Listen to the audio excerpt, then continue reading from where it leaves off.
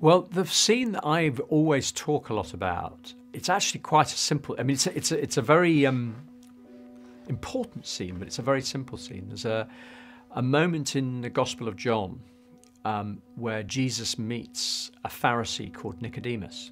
Yes, well, I think the Nicodemus scene is a nice example of having to construct a scene through some bare facts or elements that are written down in a text.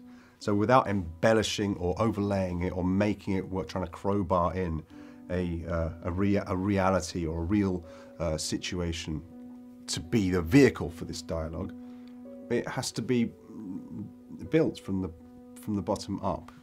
We did a lot of thinking about what do we do in a scene like this? Because it's another thing about when you're filming the Bible is that it gives you very few stage directions. And in this instance, all it says is it mentions that there are two people there, Selva and Nicodemus, and it mentions that it's at night. And that's pretty much it. A bit of a dance in the dark in terms of how it appears in the story. They meet at night and they're kind of casing each other out. And that kind of idea of Jesus himself being not quite sure of how this is played out and why this man wants to talk to him. Is it a setup so that they can grab him?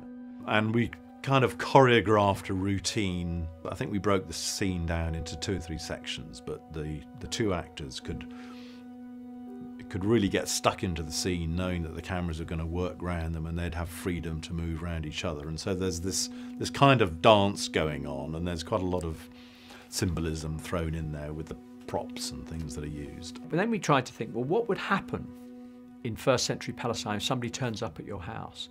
Well, what would happen is that you would, well, almost certainly you would offer a guest water to wash his hands. You would also offer them something to eat and something to drink. That was hospitality.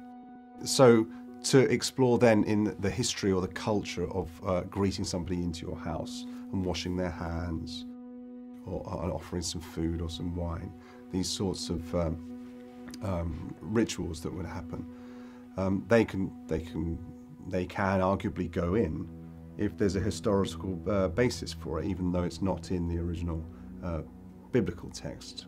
So marrying those two together, we can try and recreate or bring to life something that is reported to have happened. What also then occurs is that you've got water, you've got bread, you've got wine. And of course, in a biblical context, water, bread and wine have huge sort of symbolic significance. There's a wonderful 15-second piece where Nicodemus comes up the stairs and Jesus looks at him and then walks behind him and looks down the stairs just to make sure there's not a lot of soldiers that are going to scramble up the stairs and arrest him. It's moments like that. It shows something of very much the human Jesus, that he knows events are going to be played out in a particular way. But I think it's a good example of creating, and also a good example of a scene from John, because it has that lovely beginning, middle and an end where the characters, they change through this scene and they're different people at the end.